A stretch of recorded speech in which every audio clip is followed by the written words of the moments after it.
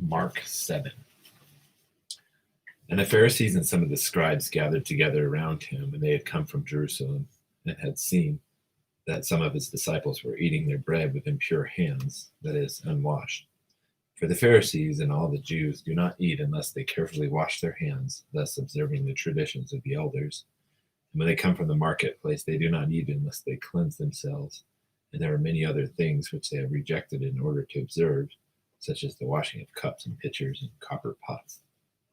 And the Pharisees and the scribes asked him, "Why do your disciples not walk according to the tradition of the elders, but eat their bread with impure hands?" And he said to them, "Rightly did Isaiah prophesy, are far from me, but in your vain do they worship me. In vain do they worship me, teaching as doctrines the precepts of men. Neglecting the commandment of God, you hold to the tradition of men." He was also saying to them, "You nicely set aside the commandment of God in order to keep your tradition. For Moses said, 'Honor your father and your mother,' and he who speaks evil of father or mother, let him be put to death. But you say, if a man says to his father or his mother, 'Anything of mine,' you might have been helped by Corban, that is to say, given to God. You no longer permit him to do anything for his father or his mother, thus invalidating the word of God by your tradition, which you have handed down. And you do many things such as that." And after he called the multitude to him again, he began saying to them, "Listen to me, all of you, and understand. There is nothing outside the man which going into him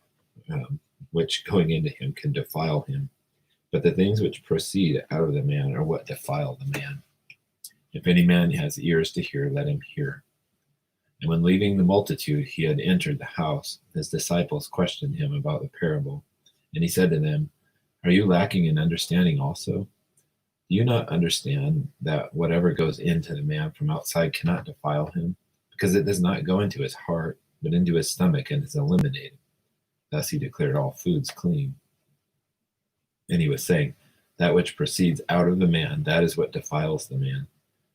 For from within, out of the heart of men, proceed the evil thoughts, fornications, thefts, murders, adulteries, deeds of coveting and wickedness, as well as deceit, sensuality, envy, slander, pride, and foolishness.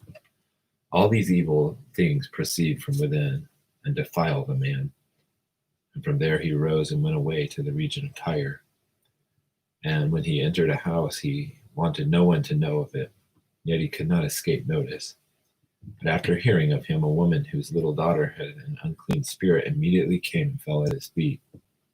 Now the woman was a Gentile of the Syrophoenician race, and she kept asking him to cast the demon out of her daughter. And he was saying to her, "Let the children be satisfied first, for it is not good to take the children's bread and throw it to the dogs." But she answered and said to him, "Yes, Lord, but even the dogs under the table feed on the children's crumbs." And he said to her, "Because of this answer, go your way. The demon is gone out of your daughter." And going back to her home, she found the child lying on the bed, the demon having departed. And again, he went out from the region of Tyre and came through Sidon to the Sea of Galilee, within the region of Decapolis. And they brought to him one who was deaf and spoke with difficulty, and they entreated him to lay his hand upon him.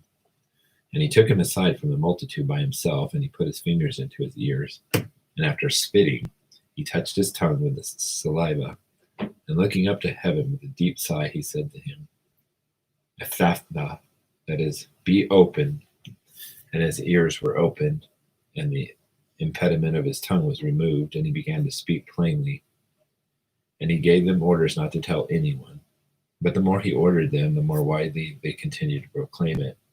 And they were utterly astonished, saying, "He has done all things well. He makes even the deaf to hear and the dumb to speak."